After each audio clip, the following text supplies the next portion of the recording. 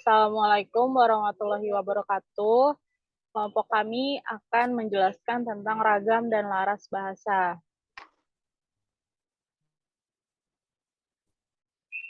Sebelumnya, perkenalkan rekan-rekan saya dan saya sendiri bernama Devi Nurmalasari dengan NIM 6319034.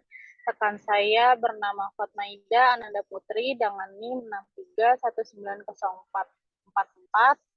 Nani Marlina Lubis dengan NIM 6319038 dan Tasya Citra Nabila dengan NIM 631903999.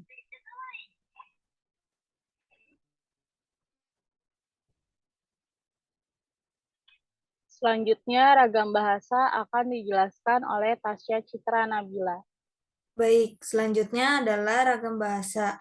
Ketika bahasa itu berada pada takaran fungsi, bahasa ekspresi diri, dan fungsi bahasa komunikasi, bahasa yang digunakan masuk ke dalam ragam bahasa dan laras bahasa.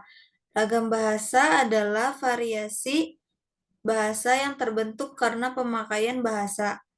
Pemakaian bahasa itu dibedakan berdasarkan media yang digunakan, topik pembicaraan, dan sikap pembicaraannya.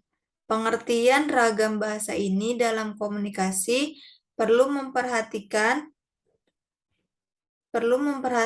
aspek yang pertama, situasi yang dihadapi, yang kedua, permasalahan yang hendak disampaikan, yang ketiga, latar belakang pendengar atau pembaca yang dituju, dan yang keempat, medium atau sarana bahasa yang digunakan.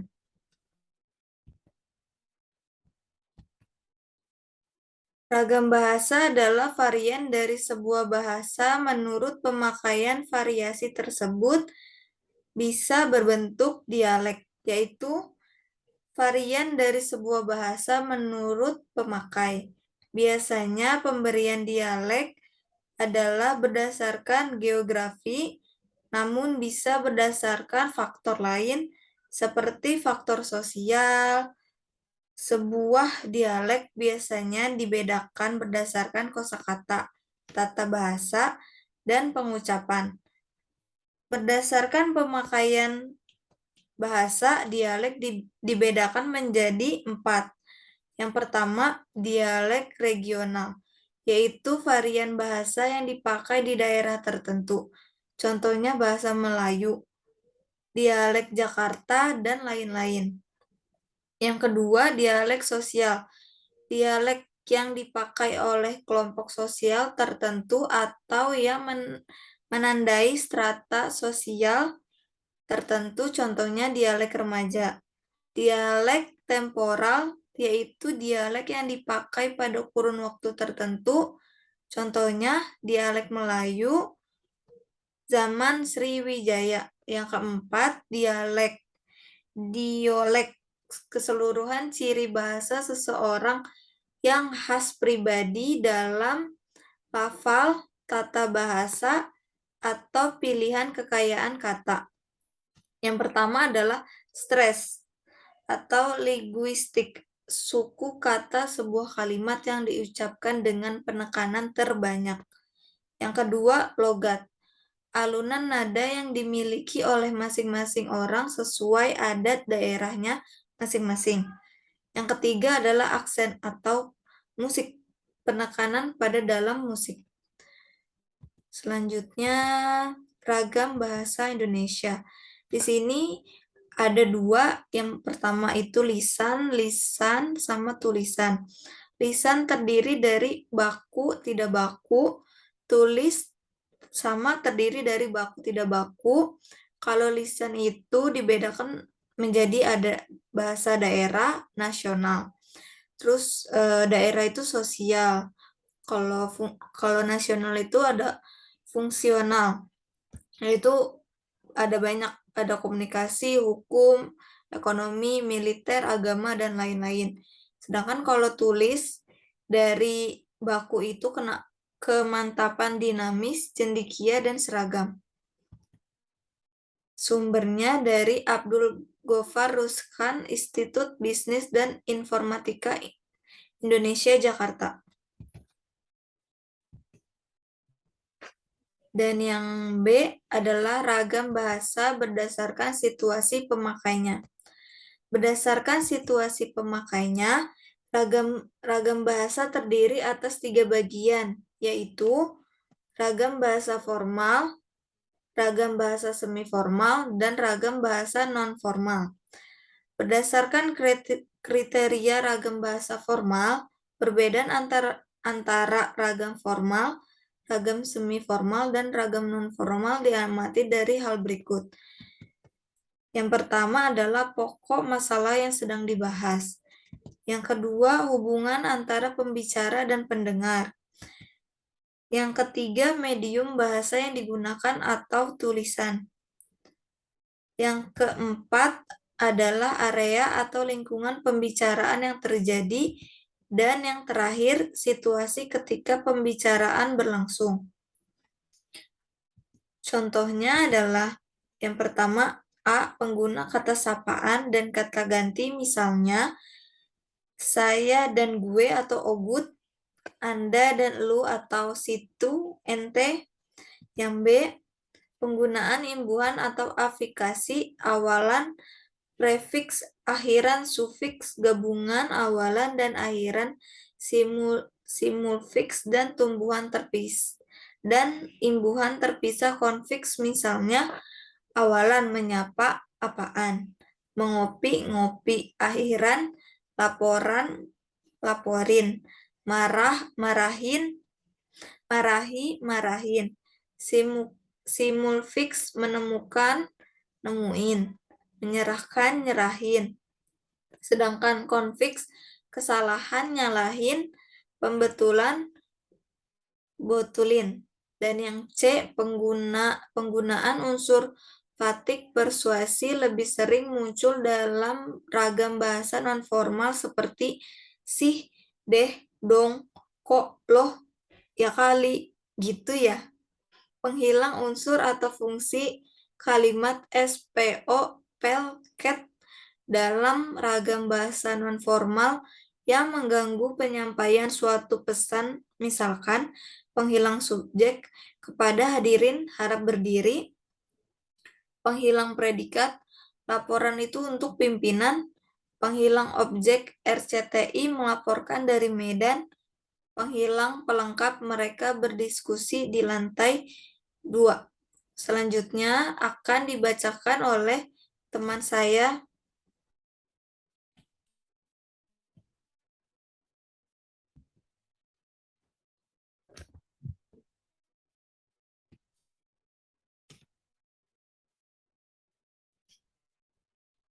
Devi, maaf suaranya masih di mute.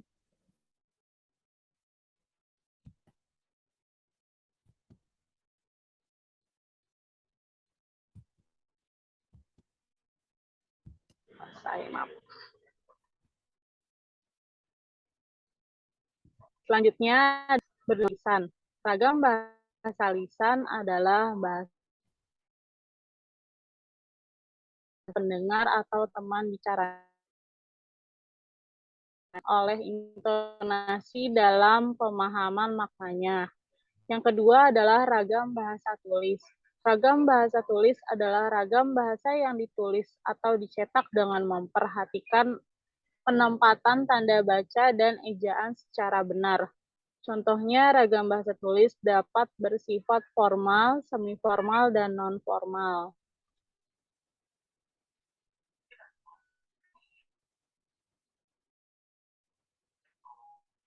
Penggunaan ragam bahasa dan laras bahasa dalam penulisan karangan ilmiah harus berupaya pada satu, ragam bahasa formal.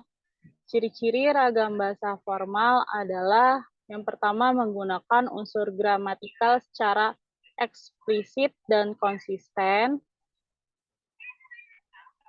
Yang kedua, menggunakan imbuhan secara lengkap. Yang ketiga, menggunakan kata ganti resmi. Yang keempat, menggunakan kata baku. Yang kelima, menggunakan EYD.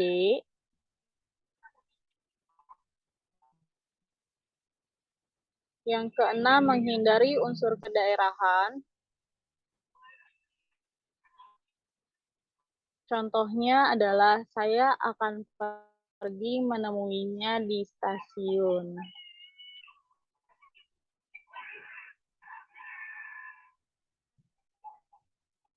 Yang kedua, ragam bahasa tulis. Ciri-ciri ragam bahasa tulis adalah yang pertama, pada ragam bahasa tulis tidak mengharuskan adanya teman bicara berada di depan. Yang kedua, ragam tulis mencantumkan fungsi-fungsi gramatikal seperti subjek, predikat, objek, pelengkap, dan keterangan. Ragam tulis tidak terikat situasi, kondisi, ruang, dan waktu. Dan yang terakhir, ragam tulis dipengaruhi oleh tanda baca.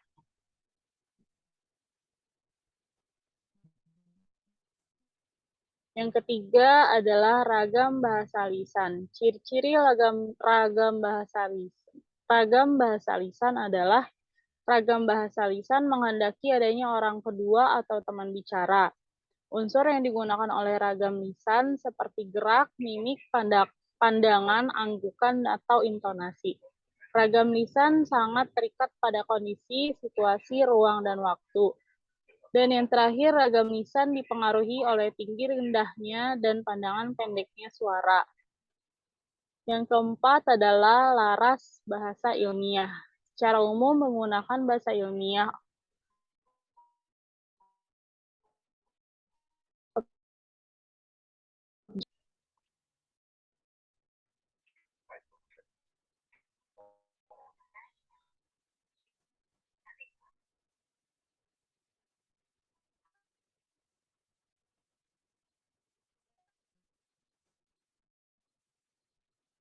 5. Berbahasa Indonesia dengan baik dan benar.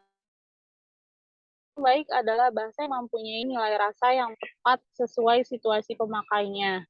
Bahasa yang benar adalah bahasa yang menerapkan kaidah dengan konsisten. Contohnya, kuda makan rumput. Itu adalah benar. Rumput makan kuda, itu adalah salah.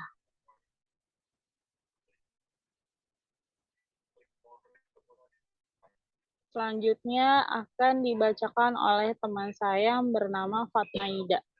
Terima kasih, Devi. Di bagian D itu ada ragam baku dan tidak baku. Terdapat 3 aspek yang saling menyatu pada ragam baku. Yang pertama itu ada kodifikasi. Dalam sosiolinguistik, kodifikasi adalah proses pemilihan dan penormaan kode bahasa yang akan difungsikan di masyarakat sebagai acuan bahasa baku. Kodifikasi berfungsi mematok dan mengerangkai norma kebahasaan yang berlaku pada saat tertentu, serta menerbitkan hasil keputusan tersebut dalam kamus, tata bahasa, dan publikasi normatif lainnya. Yang kedua itu ada keberterimaan. Keberterimaan itu adalah suatu proses yang berhubungan dengan kemampuan untuk memindahkan makna dari suatu bahasa ke bahasa lainnya.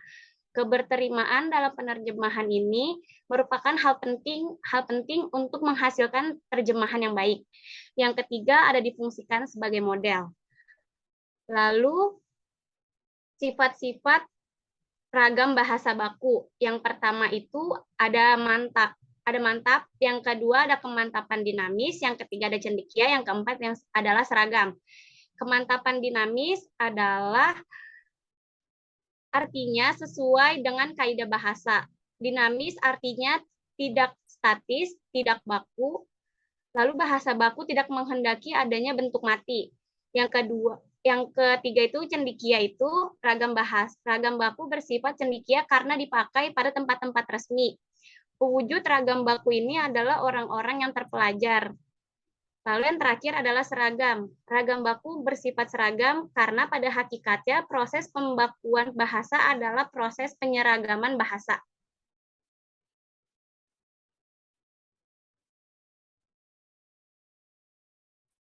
Bahasa Indonesia baku memiliki 4 fungsi. Yang pertama itu sebagai pemersatu, yang kedua sebagai penanda kepribadian, yang ketiga sebagai penambah wibawa, yang keempat sebagai kerangka acuan.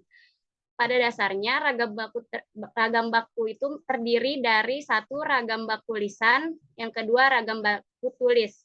Kesimpulan definisi itu ragam bahasa Indonesia baku, dan yang kedua ada ragam bahasa Indonesia non baku. Lalu yang E ada ragam sosial dan ragam fungsional.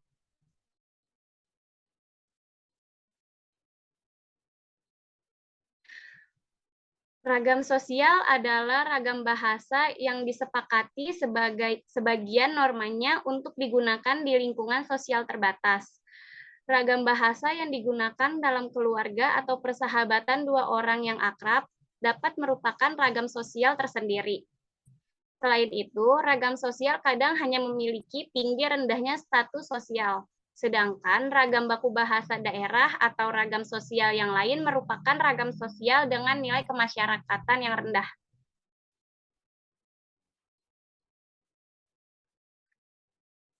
Ragam fungsional adalah ragam yang dikaitkan dengan profesi, lembaga, lingkungan kerja, atau kegiatan tertentu. Dalam kenyataannya, ragam fungsional menjelma sebagai bahasa negara dan teknis keprofesian, seperti bahasa dalam lingkungan keilmuan atau teknologi, kedokteran, dan juga keagamaan.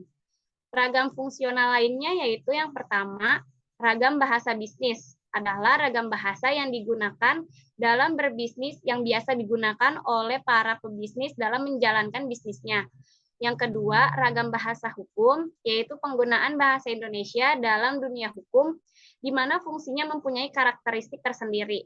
Yang ketiga, ragam bahasa sastra, yaitu ragam bahasa yang banyak menggunakan kalimat tidak efektif. Selanjutnya, yang bagian F akan dijelaskan oleh teman saya yang bernama Nani Marlina Lubis. Oke, terima kasih Fatmaida atas kesempatannya. Saat ini saya akan membahas tentang laras bahasa. Next, Tasya. Laras bahasa adalah kesesuaian antara bahasa dan pemakaiannya. Dalam hal ini, laras bahasa mengenal iklan, laras ilmiah, populer, laras futur, dan sebagainya.